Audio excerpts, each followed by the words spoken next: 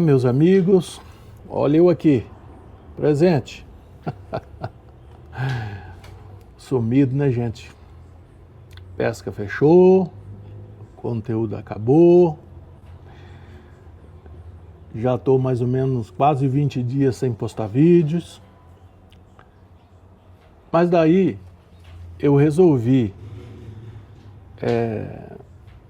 separar um momento, ajeitar as câmeras para contar um pouquinho da minha história para vocês, sabe?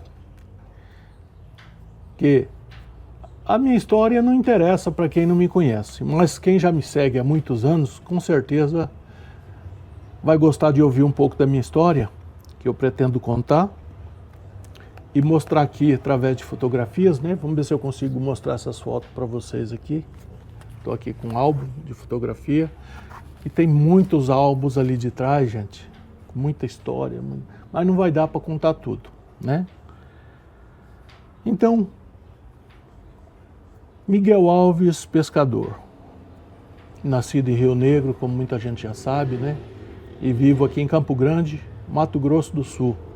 Faço minhas pescarias no Rio Miranda, alguns outros lugares que eu já fui. Esse ano eu quero explorar mais um pouco o Rio Aquidauana, mas já pesquei algumas vezes no Paranazão, fui uma vez no Paranaíba, fiz algumas pescas também aqui no Rio Paraguai, subindo o Pantanal, pesca de chalana, muita gente já acompanhou aí pelo canal, né?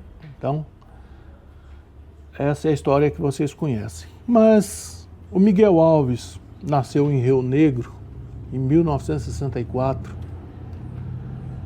família humilde, mas o pai trabalhava na fazenda dos japoneses na época, lá em Rio Negro, conhecido como os Kubota. Muita gente de Rio Negro aí deve ter parentes desse povo aí, né? E agora o meu celular está tocando.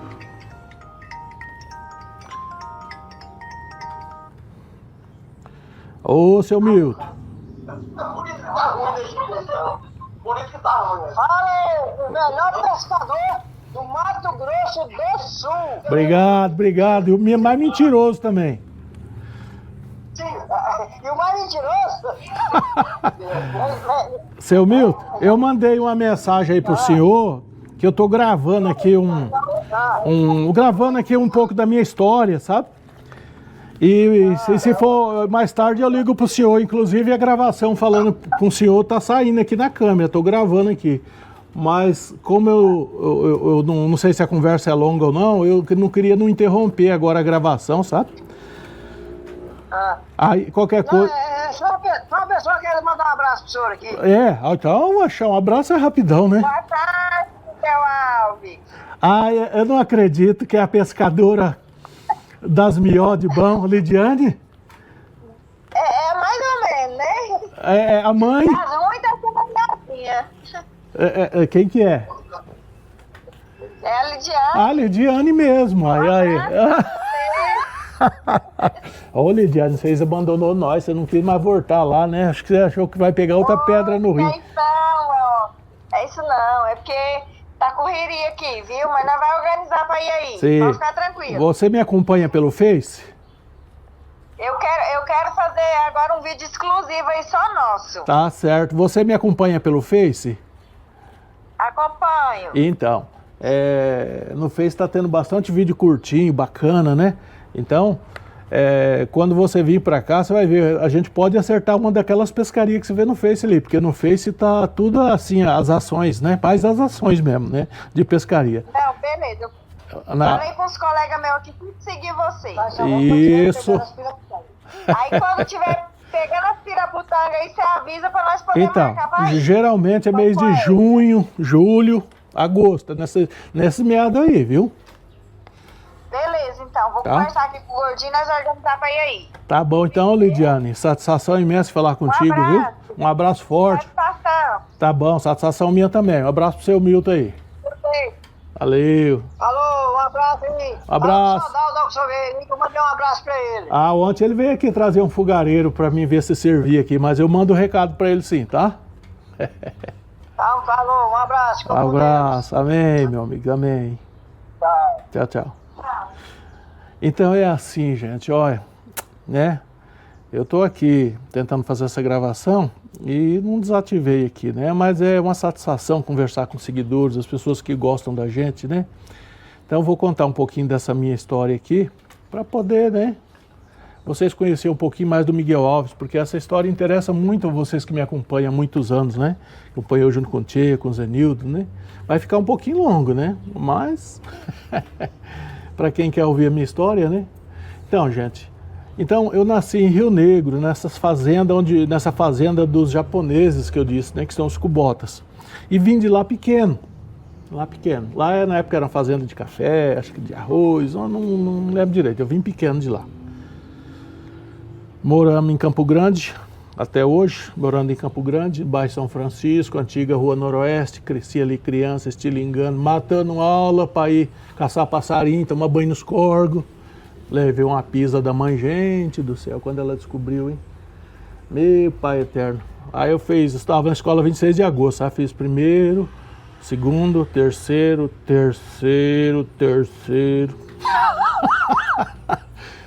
Depois que eu fui pro quarto. Nesse terceiro, foi a época que eu matava a aula escondia as roupas no meio do mato, sabe? Escondia a roupa no meio do mato para ir. Isso é só de calçãozinho, que a gente tinha uniforme, né? Camisa branca, calça azul, os materiais escondia dentro do mato. E pegava, escondia estilingue e ia andar pelos matos, tomar banho nos corgos. Meu Deus do céu. E quando a mãe descobriu isso, pensa na pisa que eu levei. Eu falo, gente, a pisa não estraga ninguém, não. Estraga quando você se envolve, né, com outras coisas. E naquela época era diferente, né? Hoje os tempos são outros. Aí morei nesse bairro São Francisco.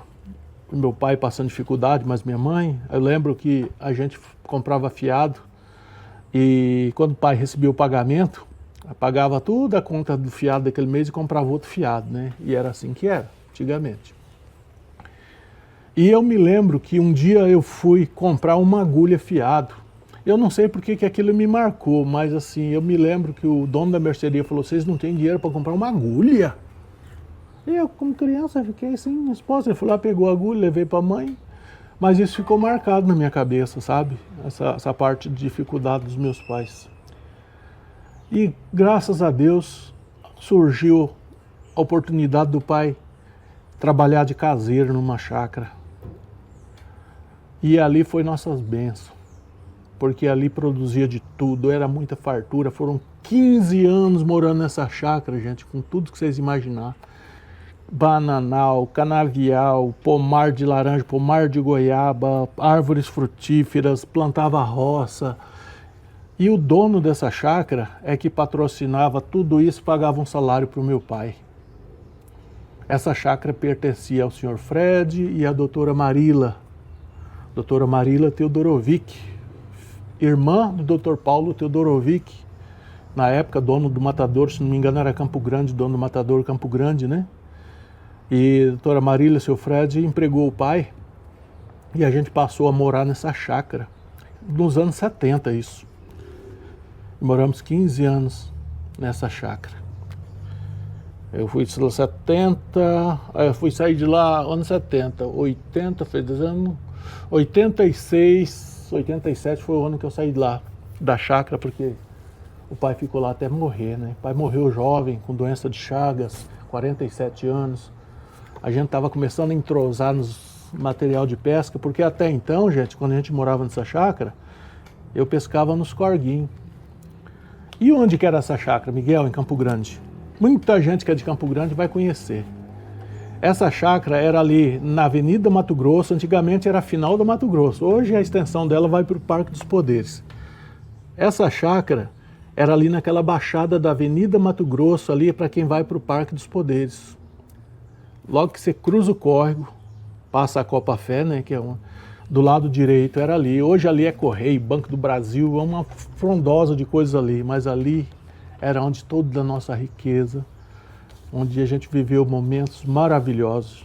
Então plantava de tudo, tinha todo tipo de fruta, e o dono, que era o seu Fred, mas a doutora Marila, né, eles davam o trator, que era aqueles Tobata e o Yamar, não lembro direito, os implementos desse trator, eles tinham grade, tinha carretinha, gradeadeira, né? Tinha tombador, tinha roçadeira de grama. Esses tratorzinhos tem de tudo. Ele é a manivelinha de um lado do outro, você fazia de tudo com ele.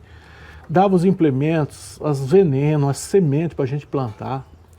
E a gente produzia para a gente, para o nosso consumo, e produzia para eles e produzia para a clínica que eles tinham, que era a Clínica de Repouso Campo Grande, que era uma clínica de psicoterapia dinâmica, qual proprietária era a doutora Marila Teodorovic, esposa do Dr. Fred Martins Reis. Né? Então, foi um tempo muito bom que a gente viveu a infância, até o pai falecer. Em 86, por aí, o pai faleceu, né? 47 anos com doença de Chagas. E durante esse tempo eu pescava lambari naquele córrego que desce a Liberadia na Copa Fé, porém ele já era um córrego já meio poluído, porque os dejetos do matadouro Campo Grande era jogado ali. Na época a lei permitia, né? Aquele sangue, aquelas coisas, ia tudo para ali. Na determinado horário da manhã aquilo era vermelhinho. E a Copa Fé, que saiu na época também, que não tinha. Na época da Copa Fé, aquilo ali era só capim gordura, sabe? Então, naquela região ali da Copa Fé, depois que saiu, fez um tratamento de esgoto, que também caía no córrego, um esgoto tratado, que era da Copa Fé. Então, não era um lugar muito legal para a gente pescar e andar. Mas a gente ainda andava a pé para aquilo ali, pescava. Aí eu passei a pescar com outro córrego que desce lá de dentro do Parque dos Poderes. De dentro do Parque dos Poderes. Nasce um corguinho lá, que passa ali pelas nações indígenas, faz aquilo. A gente pescava ali. Pegava aquela fieira de bagrim, lambari. Nossa Senhora! Então, a minha infância foi assim. Só vivendo nessa chácara e fazendo essas pescarias e estilingando, né? Isso aí não fazia parte da cultura da gente, né? Caçar passarinho, andar pelos matos, pescar. Aí eu fui pegando uma idade, entrei na aeronáutica, fiquei 4 anos na aeronáutica. Quando eu estava para sair da aeronáutica, meu pai faleceu. Tivemos que mudar da chácara, mas mesmo assim ainda ficamos 1 ano e meio lá, com o dono ainda provendo pra gente, né? Que o pai ainda ganhava um saláriozinho lá, além de todas essas coisas que o dono promovia. Aí ficamos morando 1 ano e meio. E nesse inteirinho eu já tinha saído da aeronáutica, tinha saído da base aérea já, né? E sofri muito a morte do meu pai, porque a gente sempre foi muito junto, vivia junto, né? Crescemos junto, carpindo, plantando roça, fazendo as coisas.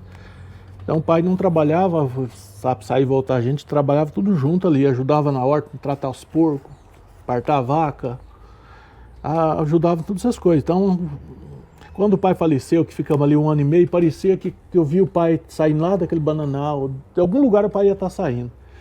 E antes dele falecer, por várias vezes ele teve uns acessos, e que eu achava o pai desmaiado, com a boca espumando, e eu jogava o pai nas costas e corria pedir socorro, gente, naquela avenida Mato Grosso, para levar o pai para Santa Casa.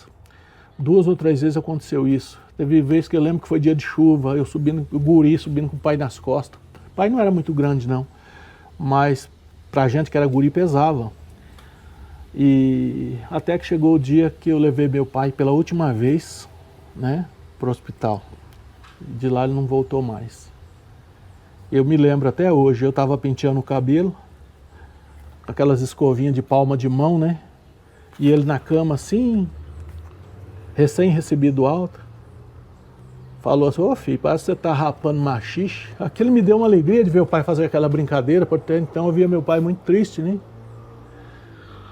E aí eu morava ali, já casado, com a minha primeira esposa, fui para minha casa, que era junto, né? Assim, era um L a casa, 2 peças separadas. Aí fui pro meu quarto, demorou um pouquinho, mãe, filho, seu pai não tá bem, tá pedindo para levar ele pro hospital, só precisa urinar. Mas na verdade os rins dele já estavam parando, tá tudo parando já, né? E aí me deu aquela aflição de novo, levei o pai pro hospital. Não lembro se foi de carona, de táxi, como que foi, mas levei o pai pro hospital. No outro dia ele faleceu, a pressão dele baixou, faleceu. Depois dessa chácara, nós mudamos para Vila Nasser. Aí tem uma história que eu mudei para frente, para um caseiro ficar cuidando da chácara, né? Porque o caseiro cuidava da chácara lá, porque o pai já não estava mais, né? E ficou morando nessas duas peças que eu morava. E eu passei a morar numa casa de madeira ali de frente da chácara que a gente morava, na Mato Grosso mesmo. Hoje é um condomínio ali. Mas tinha uma casa de madeira, tinha uns pés de manga, eu morava ali. Por um tempo eles pediram, uns 2 anos eles pediram a casa, e eu tive que sair dali, e eles me deram a casa de madeira. Eu desmontei essa casa de madeira e levei para Vila Nasser. A Vila Nasser já é uma outra história, gente. É da onde a gente saiu da chácara para morar na Vila Nasser. A Vila Nasser era um terreno que o pai tinha comprado e estava pagando, e tinha acabado de pagar mais a mãe. E foi a nossa salvação, porque a gente ganhou um pouco de material do dono, do seu Fred, da doutora Marília, esse pouco, e mais um dinheirinho que a gente tinha.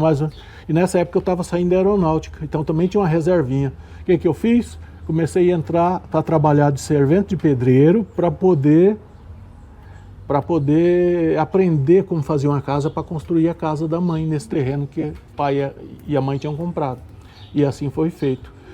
Trabalhava de servente de pedreiro para aprender. Comecei a fazer a casa com um cunhado, né? É casado com a irmã da minha primeira esposa, que era o Getúlio. Comecei a casa com ele, fez o baldrame, fez uma parte da alvenaria, falou, agora é com você. E eu trabalhava de bicicleta para cima e para baixo, construindo essa casa, e morando na chácara, né? Morando na chácara, construindo. Foi 1 ano e pouco, a gente se mudou, que foi o tempo que a gente ficou na chácara morando e construindo essa casa, mas não terminou de tudo a casa. Mudamos sem terminar, praticamente. E foi uma época muito dura, que eu carregava cimento na garupa da bicicleta, carregava porta, carregava janela. Mas Deus me abençoou tanto, gente, tanto, por ter construído essa casa para minha mãe, com a ajuda dos irmãos, final de semana, porque eu só podia trabalhar final de semana, algum amigo final de semana, e no meio de semana era eu sozinho. Eu me lembro que para rebocar, eu fazia o andaime. O pior serviço era rebocar, porque fazia um traço de massa, não dava nada. Aquilo eu tinha que fazer o traço de massa, fazer o andaime, botava a caixa, enchia a caixa, subia no andaime, chapava as massas, descia de novo, carregava aquela caixa e já acabava o traço de massa, ia fazer outro. E às vezes eu não tinha muita experiência, então eu sofria muito, mas fiz. Foi ali 1 ano e meio ali, ó, comendo o dinheirinho meu que era da aeronáutica, trabalhando de servente de pedreiro para poder ganhar o dinheirinho e ainda construir a casa, né?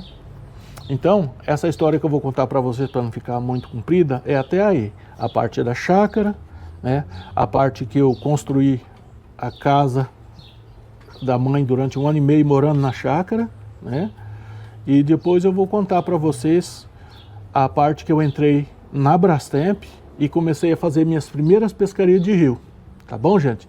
E que aí eu vou mostrar as fotos para vocês que eu tenho daquela época ali e talvez até algum vídeo. Tá bom? É isso aí. Mas por enquanto, é isso aí.